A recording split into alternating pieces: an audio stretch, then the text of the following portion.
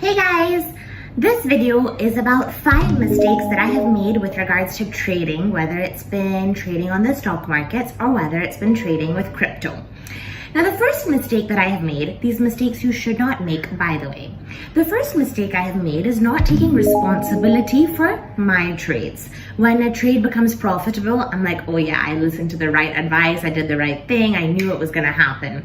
When a trade goes into a loss, I never say, oh, I did it. I always say, oh, this person told me to invest in it. Like I remember I've invested in shares when they were at their all-time highs and they were at a breakout and someone told me to invest in a cousin or somebody else and the share started losing.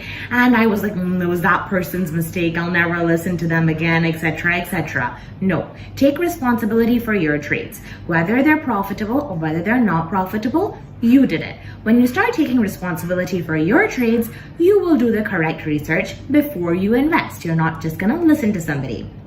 The second thing that I see so much now, there are so many stock market courses that I see, and on WhatsApp statuses they show, oh my god, traded Bank Nifty, made 1 lakh today, did this, did that. These people, and they showed on YouTube their profit statements, on Twitter their profit statements, just to get students.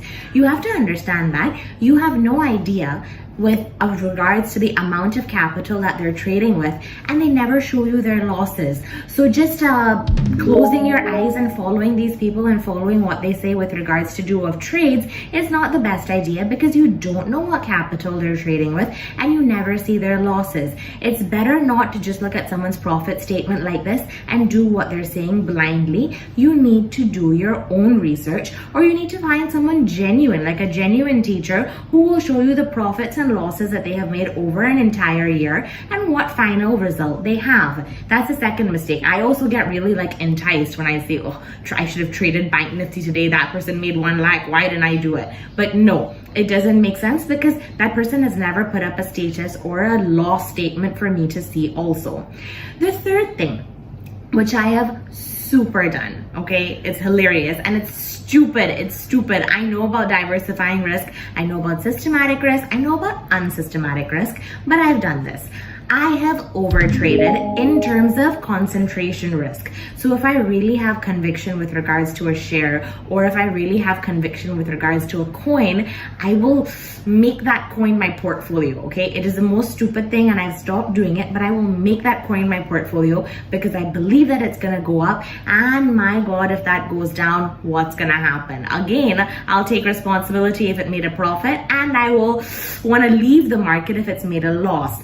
Horrible idea. Your portfolio, if you are doing stock, should always consist of at least between 7 to 15 shares with no more than 10 to 15% of your capital in one particular share, no matter how positive you are with regards to that share.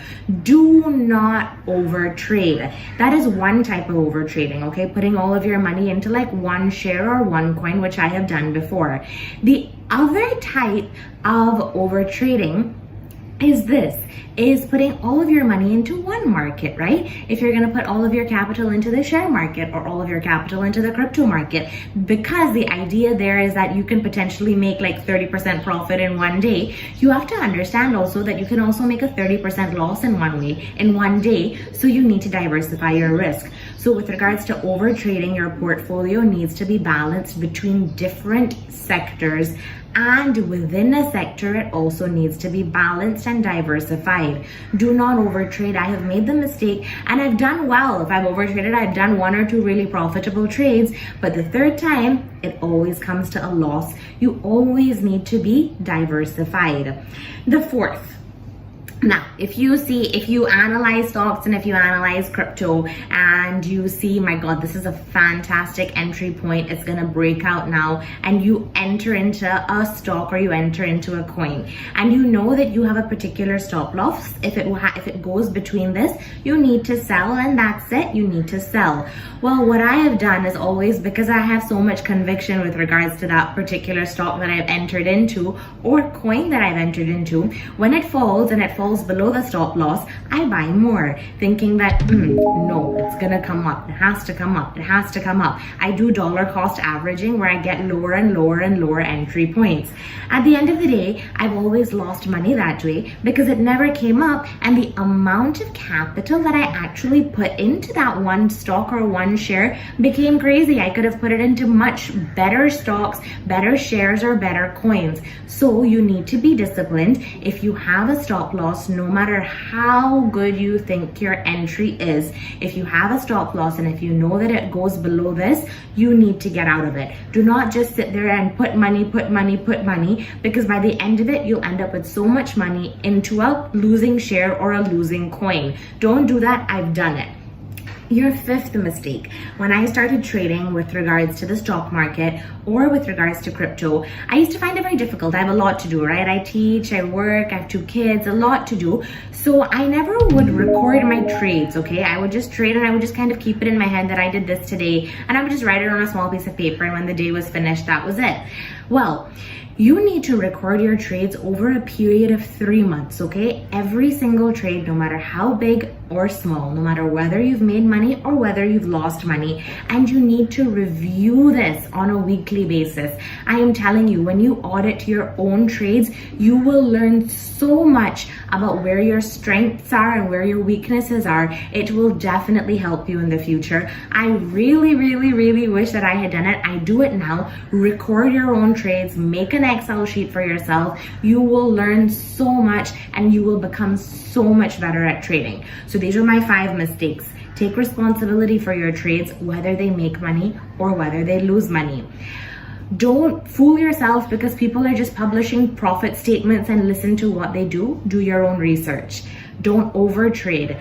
Keep your profile, your portfolio diversified in different sectors, and within a sector, keep your portfolio diversified. If you enter into something and you think it's an amazing entry, if there is a stop loss that's hit, get out. And the 5th is to maintain your own records. You would be amazed at what auditing your own work can do for you. If you've liked the video, please like it, please subscribe, please hit the notification button so you come to know when I make new videos also. Bye guys.